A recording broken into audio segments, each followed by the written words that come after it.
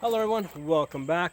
Today I want to talk to you guys about the most vulnerable parts of your Glock, and I'm specifically talking generation 1 through 4, which is going to include Gen 3, which is the most popular and common one out there, particularly people building these Polymer 80s.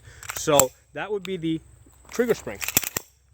That one clicked, nope, dead. That time is dead. I have a broken trigger spring on this, and sometimes it works, sometimes it doesn't. Right now it's completely dead.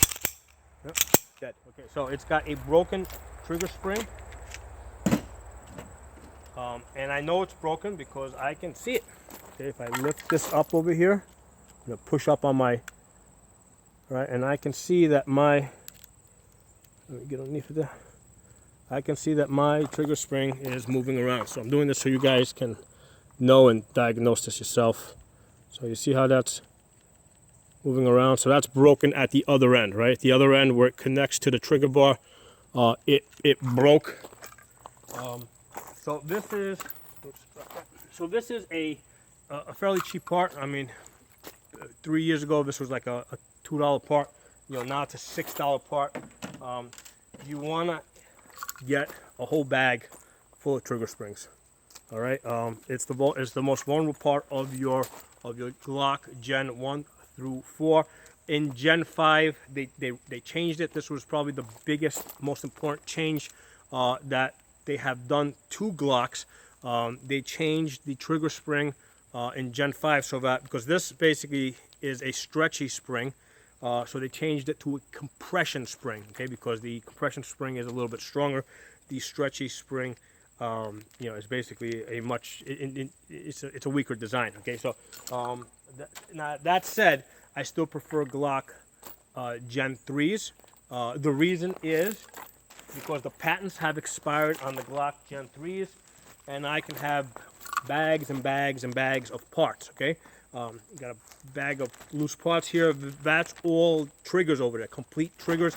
And these two bags came out of a big box full of bags like this. Okay, so that's why I love the Glock Gen 3s and AR-15s. The patents have expired on them.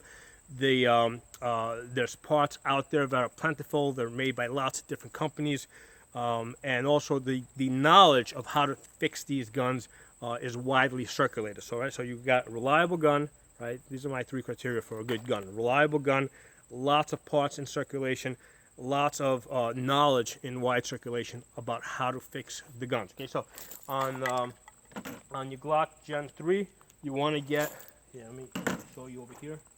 So basically, this is the trigger group. So you can see that trigger. I'll actually take this apart. So there you go. There's the trigger spring in there, right? That's the part that broke on that one. Now the other part that you want to, the second most vulnerable part, would be the connector bar. Okay, that's this part here. Now the thing what happens with the connector bar, every time the slide goes forward, let me put this back together. Every time the slide goes forward, it basically hits it at this point right over here, right? It hits it, and what happens is when it pushes in on it, it makes the sear pop up. Okay, so every time the slide goes back and forth, it's rubbing against this part over here pretty hard, and it slowly wears that out. This is actually a used trigger that I actually pulled out of this gun here a couple of months ago.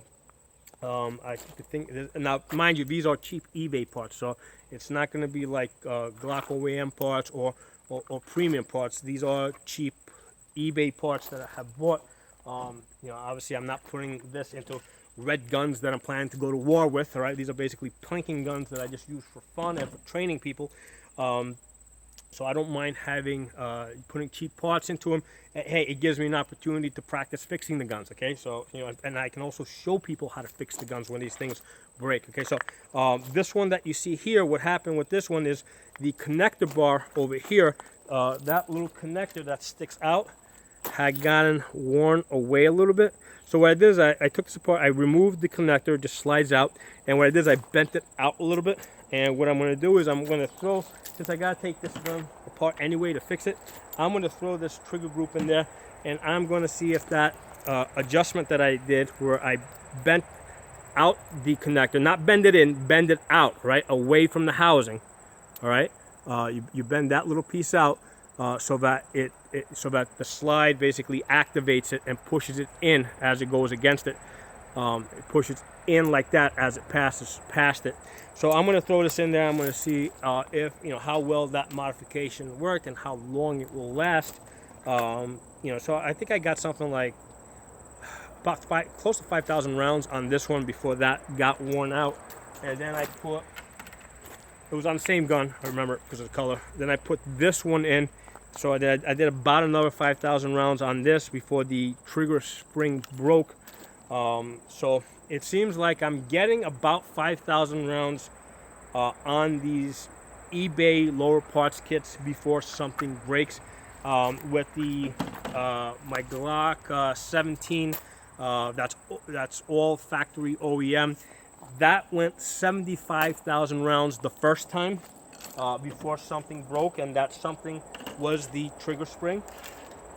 Okay, so on a factory OEM, same thing. That trigger spring was the same thing that broke, but that went 75,000 rounds before it went the first time. I did a video on that. And then it went another, after that was changed, it went 20,000 rounds. So the second time after it was replaced, and I sent it out to Glock to fix it because it's a free fix. I said let them fix it. So after they changed the trigger spring, and I believe they changed a few other parts in the gun as well. From that point, it went another 20,000 rounds. Okay, so the first time it got 75,000 rounds. The first time, the second time, it only went 20,000 rounds. So, I would say let's average it to about 30,000 rounds, all right? 30, 40,000 rounds. But that is a vulnerable area, okay? Even with factory OEM parts, that's probably the first thing that's going to break, your trigger spring. Second thing that's going to wear out is your connector, okay? So those are the parts that you want to have, have spare parts of, and be ready to replace them. If you have a factory Glock, I would probably get either factory, OEM replacement parts or get premium parts. Don't put like cheap eBay crap into that. But if you're building polymer 80s and you're building a lot of them and you're just using this as a plinking gun, by all means experiment with it. Throw some cheap parts in there and see how much see how far the gun goes before it breaks. But you're gonna get at least 5,000 rounds. I mean, unless you're somebody like me that's able to shoot almost every day, chances are you're not gonna be changing these parts that often. Okay, 5,000 rounds is a lot of rounds for a lot of people out there. For most people out there. Okay, for me, I don't know, it's maybe about 2 weeks of shooting. So I hope you guys enjoyed this video. If you got some comments, I'll put in the comment section. If you're not a member of the channel, subscribe. I'll talk to you guys soon.